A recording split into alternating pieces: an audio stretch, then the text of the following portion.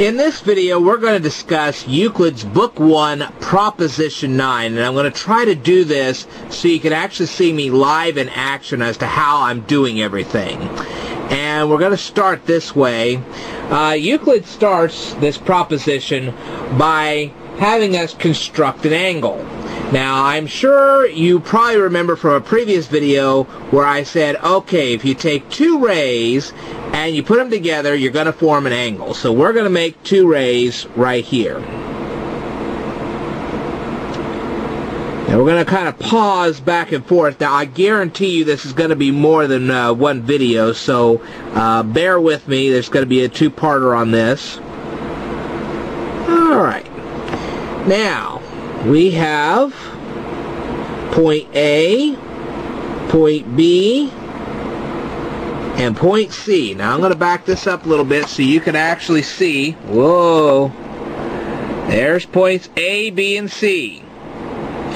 Alright, then Euclid says we're going to pick a point D. And I'm going to pick one right here. That's going to be point D.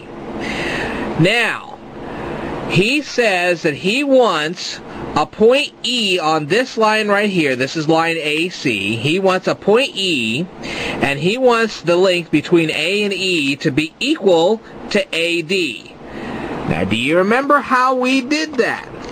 Well, we've done this once before. In another video, we sure did. Actually, it was in proposition number 5 when we actually did this. And hang on just a second. My camera is being a real pain in the Watusi here. Alright, so how are we going to do this? Well, first of all, we're going to take our compass here. We're going to put the center D and the outermost part A. And guess what? We're going to draw a circle. That's exactly what we're going to do. We're going to draw a nice little circle here.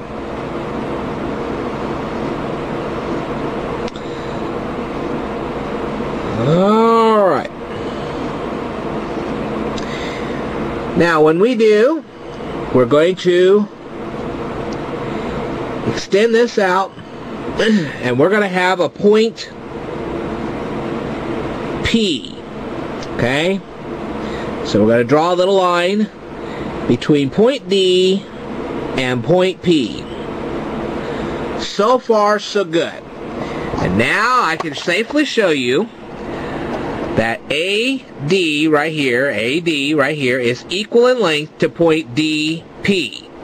And the reason why AD is equal to length DP is because, and I know I'm stuttering here, AD equals DP because all radii of a circle are equal. But that's not the end of it for us. No, sir.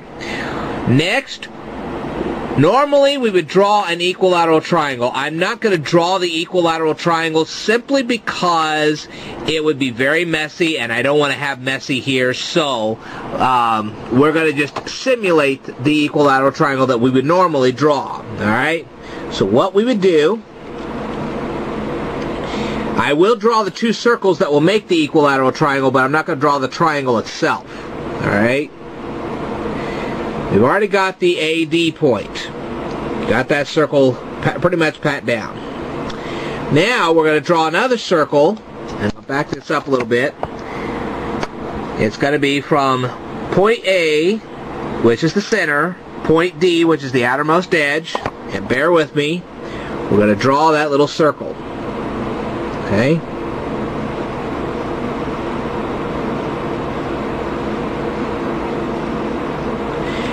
And where those two lines intersect, those two it's circle circumferences. Where those two circle circumferences intersect, we're going to have another point. And we're going to call this, let's call it point G. Alright? Now, we could draw out point G. Okay, but we're not going to. We're just going to draw. Now, normally we draw a line from point G through point D out to here. Okay? we're just going to simulate this. We're going to draw it out here. We're not going to draw inside because there's going to be another line inside here that we will draw. Okay? And we, of course, could draw this up here. And we're going to have a line that's going to go through point G all the way through point A. And it's going to kind of extend out like this. Okay? Now, we're not going to draw the rest of it because if we do, it's going to interfere with what we're trying to do at this point. Alright. Now we're going to take our compass again. Centermost part G.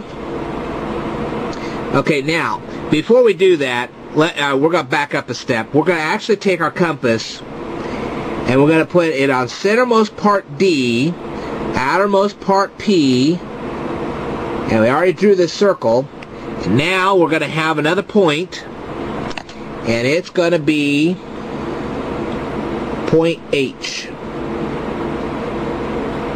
Now I'm going to show you this so far. Alright.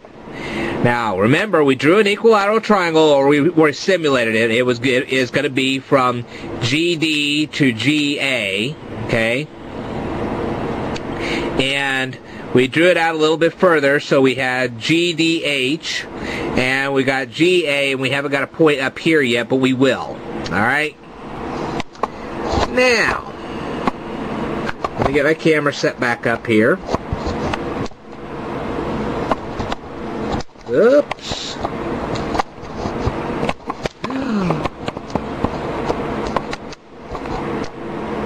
The wonders of modern technology here. Okay, now we're going to take centermost part G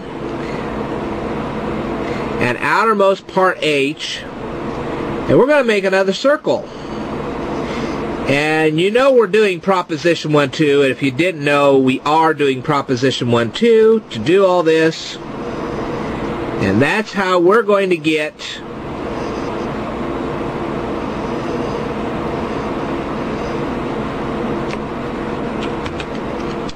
another point called I.